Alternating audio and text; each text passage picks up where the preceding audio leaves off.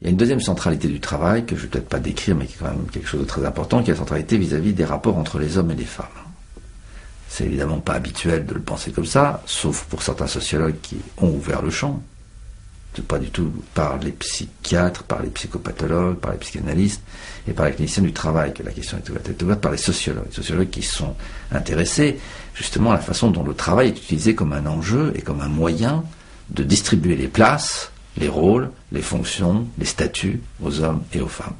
Dans l'espace de travail, dans l'espace de la production, mais aussi dans l'espace privé, y compris autour donc de cet enjeu que constitue le travail domestique, et donc le rapport entre travail de production et travail dit de reproduction, c'est-à-dire le travail à l'intérieur de la famille, et tout ce que représente le travail domestique, le travail d'élevage, entre guillemets, pas seulement des animaux, mais des enfants, ou d'entretien, de maintenance, de tout l'espace domestique. Alors là, il y a des enjeux vraiment majeurs. Qui va se taper la double tâche? Comment va être répartie la charge de travail entre les différentes personnes dans l'espace privé? Et on se sert évidemment aussi beaucoup de ce rapport avec l'espace de travail et les exigences, les contraintes qui viennent du travail pour faire chantage sur l'espace domestique. Voilà, donc je pourrais vous montrer par exemple, en reprenant l'exemple tout à l'heure que citais tout à l'heure des femmes d'ingénieurs dans la conduite nucléaire, que pour cette coopération que les femmes apportent au travail des hommes se manifeste entre autres choses par le fait que toutes ces femmes abandonnent leur travail.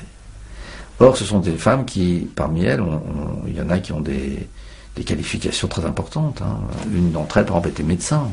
C'est quelqu'un qui est médecin, qui renonce à son travail de médecin pour pouvoir accompagner et recevoir et aider son mari en fonction des variations des horaires de travail, qui est absolument incompatible avec le travail qu'elle pourrait avoir du côté médical si elle assumait un cabinet. Donc voilà quelqu'un qui renonce à son travail.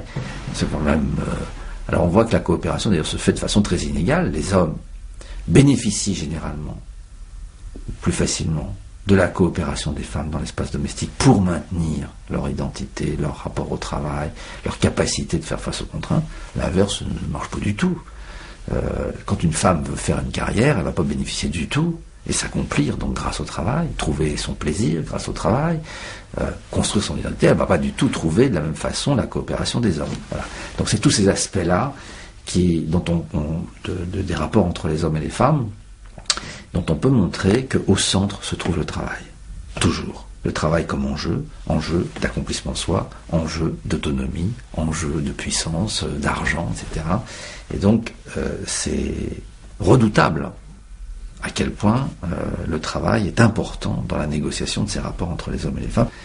Cela dit, encore une chose, le travail apparaît comme un instrument, pas seulement un enjeu, un instrument de la domination des hommes sur les femmes, mais c'est quand même aussi grâce au travail que les femmes s'émancipent du pouvoir des hommes.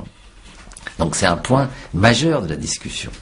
Les femmes s'émancipent des hommes, du pouvoir et de la domination des hommes, grâce au travail, justement. Et à chaque fois qu'on veut réintroduire, rehausser en quelque sorte, accroître le pouvoir des hommes sur les femmes, la première proposition, c'est les femmes au foyer.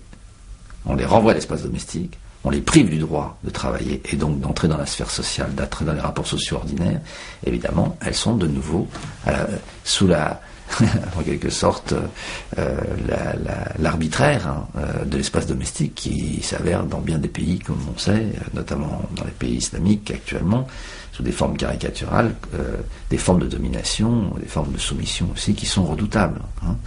Donc le travail, c'est quand même aussi le moyen de l'émancipation. Donc c'est toujours ce double aspect du travail, et il faut rentrer évidemment tout à fait dans le détail des articulations, des chaînons intermédiaires pour comprendre pourquoi dans certains cas ça joue en faveur de l'émancipation et dans certains cas ça joue en faveur de la servitude.